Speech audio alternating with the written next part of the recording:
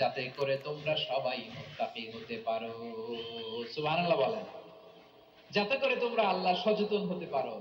তাহলে সিয়ামকে, এই সামনে যে রমাদান আসতেছে আমার প্রিয় ভাইয়েরা, এই পুরো রমাদান ব্যাপী সিয়াম সাধন করা, সিয়াম পালন করাকে আমাদের জন্য ফরজ করে দিয়েছে কে? রমাদানের রোজা রাখার নফল নাকি? রমাদানে সিয়াম পালন করা কি নফল? সুন্নাত? তাহলে কি ফরজ? আওয়াজ করে বলেন, রমাদানের রোজা রাখা কি ফরজ?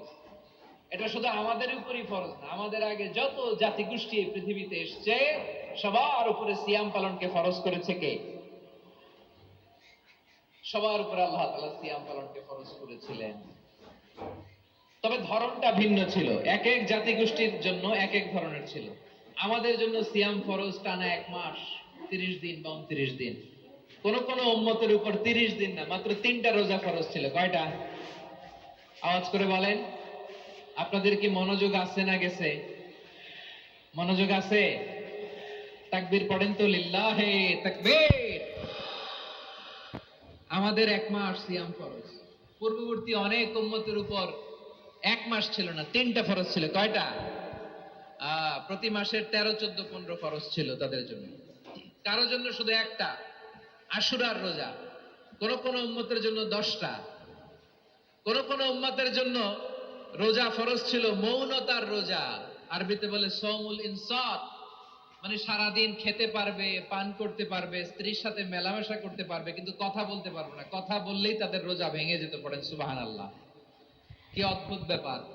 মৌন সম্মতির রোজা। যেমনটি সাইয়্যিদাতুনা মারিয়াম আলাইহিস সালাম বলেছেন, ইন্নী নাযারতু লির-রাহমানি সাওমা ফালান উকাল্লিমাল ইয়াওমা ইনসিয়া।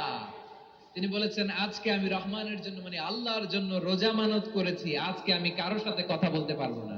তো রোজা রাখলে কথা বলতে পারবে না কেন? কারণ ওই শরীয়তে রোজার বিধান ছিল সকাল থেকে সন্ধ্যা খেতে পারবেন, পান করতে পারবেন, কিন্তু কথা বলতে পারবেন না। কথা বললেই রোজা ভেঙে যেত। সুবহানাল্লাহ বলেন। তাহলে সব জাতিগোষ্ঠীর উপরে রোজা ফরজ ছিল, কিন্তু ধরনটা ভিন্ন ছিল। মজার ব্যাপার হচ্ছে, আপনি বর্তমানেও বিভিন্ন ধর্মের দিকে তাকান, বৌদ্ধ ধর্ম, হিন্দু ধর্ম, খ্রিস্ট ধর্ম, তাদের মধ্যেও রোজা আছে। ইংরেজরা, খ্রিস্টানরা এটাকে বলে ফাস্টিং। কি বলে? ফাস্টিং। আমাদের হিন্দু ভাইয়েরা বলে উপবাস। তারা কি বলে? উপবাস। আবার এখন আন্দোলনেরও একটা মাধ্যম হয়েছে এটা, না খেয়ে থাকা। এটারে বলে অনশন। এটারে কি বলে? অনশন ধর্মঘট। মানে আমাদের দাবি না মানলে আমরা খাবো না, রোজা রাখলাম। আছে না নাই? তারপরে আধুনিক বিজ্ঞান এটার একটা নাম দিয়েছে না খেয়ে থাকাকে, অটোফিজি। কি বলে? অটোফিজি। জাপানের এক চিকিৎসা বিজ্ঞানী এই অটোফিজির উপর গবেষণা করে সে নোবেল পেয়েছে। সুবহানাল্লাহ পড়বেন না? এজন্য আল্লাহ তাআলা আমাদের জন্য গোটা রমাদানে এই সিয়ামকে ফরজ করে দিয়েছেন। আওয়াজ করে বলেন আল্লাহু আকবার। রাব্বুল আলামিন বলেন, ইয়া আইয়ুহাল্লাযীনা আমানু কুতিবা আলাইকুমুস সিয়াম।